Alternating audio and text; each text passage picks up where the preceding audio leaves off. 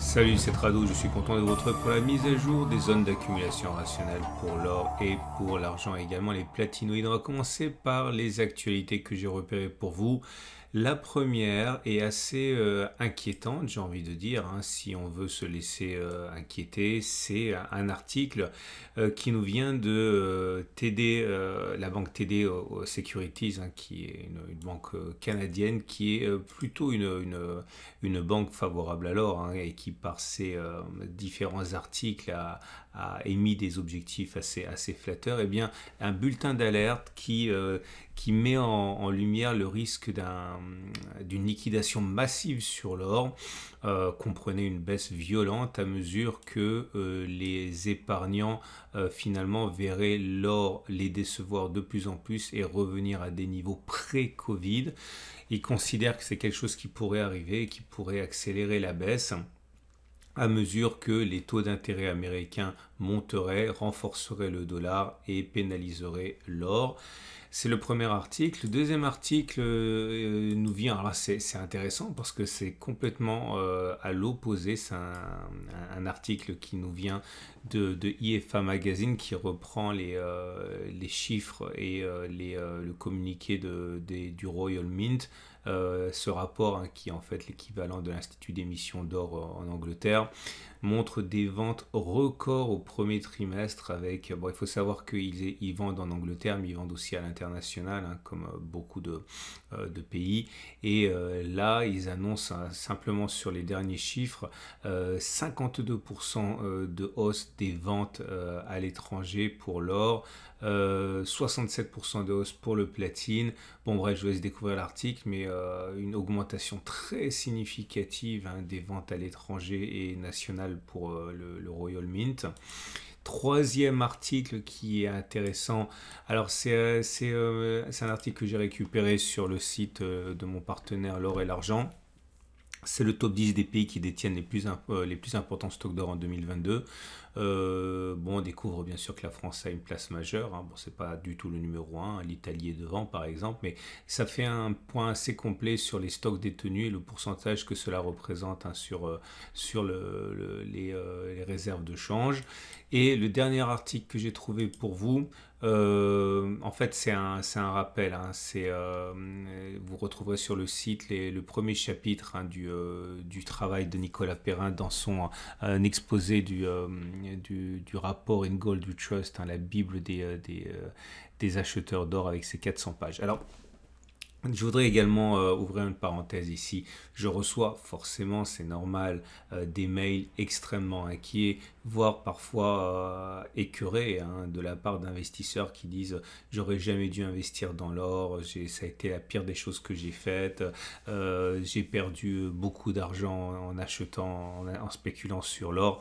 Et alors, première chose, évidemment, je suis vraiment navré de cette mésaventure. Hein. Bon, je vous passe, des fois c'est moins sympa que je l'ai dit, hein, mais il y a vraiment des mails aussi d'épargnants qui sont atterrés par les performances de l'or. Mais alors, j'ai plusieurs choses à dire dans le désordre. La première des choses, c'est, un, je suis désolé de cette mésaventure. Deux, la baisse à laquelle on assiste, c'est-à-dire j'ai mis plus 6,6, c'est faux, c'est moins 6,6%. La baisse à laquelle on assiste depuis le début de l'année, c'est pour l'or en dollars. C'est-à-dire qu'effectivement, et je suis vraiment désolé de le dire, mais si vous avez investi au plus haut en une fois, ok, en investissant sur des produits dérivés sur l'or, alors effectivement vous êtes dans le négatif, hein, mais si vous avez acheté régulièrement de l'or, et même si vous avez acheté en une seule fois tout en haut, eh bien pour l'or en euros, vous êtes à 5,3%, donc vous n'avez pas perdu d'argent. Alors c'est vrai que ça peut être décevant, mais je crains que la personne, en l'occurrence ici, enfin les personnes qui ici se lamentent à juste titre, ce sont des personnes qui ont investi sur des produits en dollars. Si vous avez directement transféré votre épargne en euros en achetant de l'or, vous n'êtes pas perdant.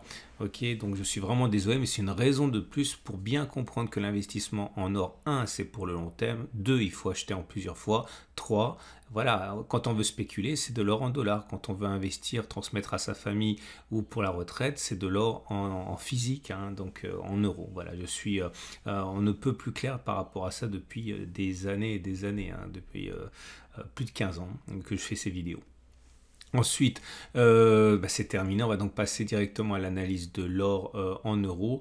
On est toujours sur zone d'accumulation rationnelle. Alors, je l'ai modifié cette zone d'accumulation rationnelle. Si vous êtes un petit peu perturbé par le fait que cette zone rouge ici existe, regardez la vidéo de mercredi. Je ne vais pas répéter pour que ce soit pas trop long. Mais en tout cas, on est sur zone d'accumulation rationnelle.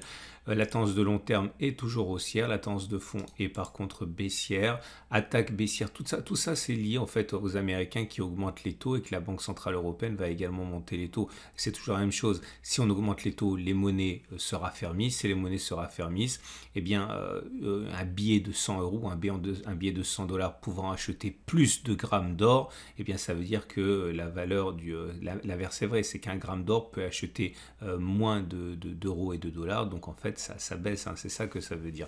En tout cas, on est sur zone d'accumulation rationnelle.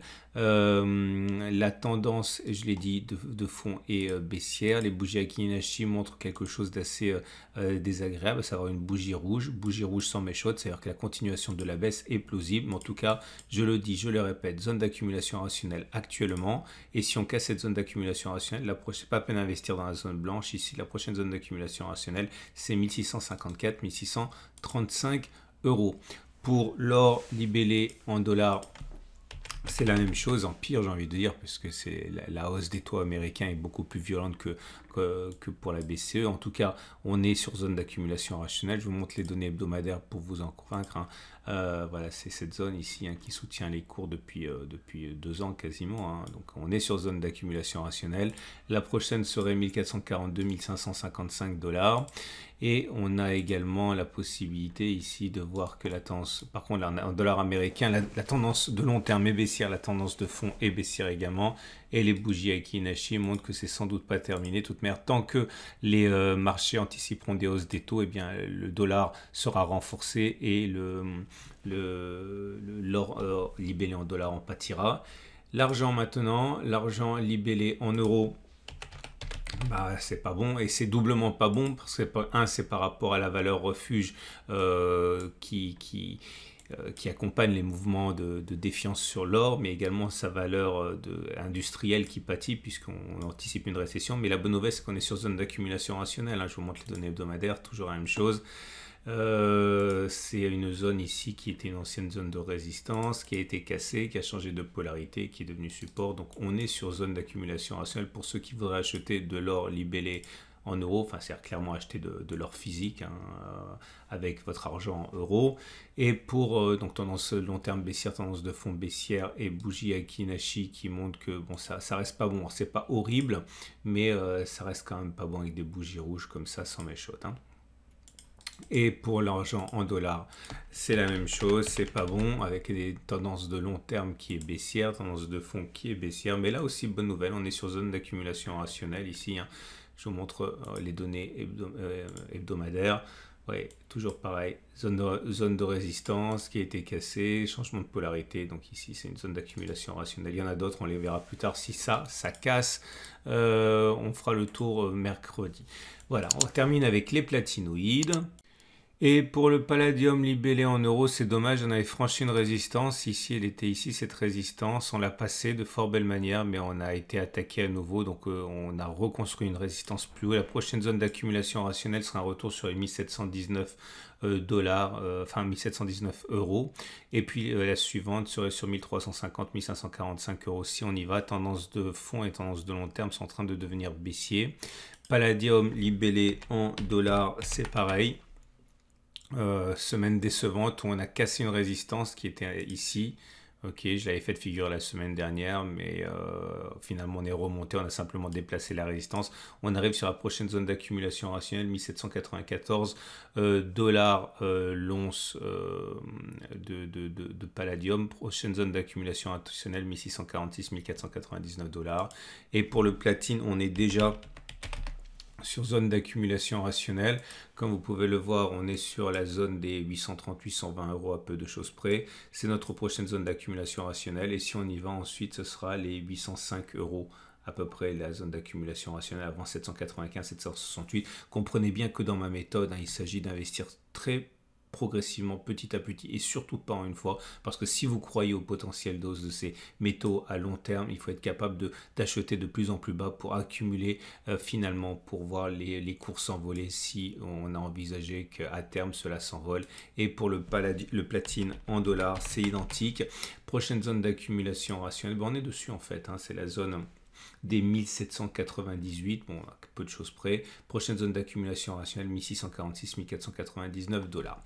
Voilà ce qu'on pouvait dire pour ces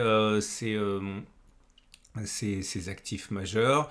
Je vous rappelle que si vous voulez ouvrir un compte novateur avec mon partenaire Veracash, eh bien vous avez la possibilité de le faire via le lien qui est en dessous de la vidéo. Vous achetez de l'or, vous achetez de l'argent, vous achetez des diamants, etc.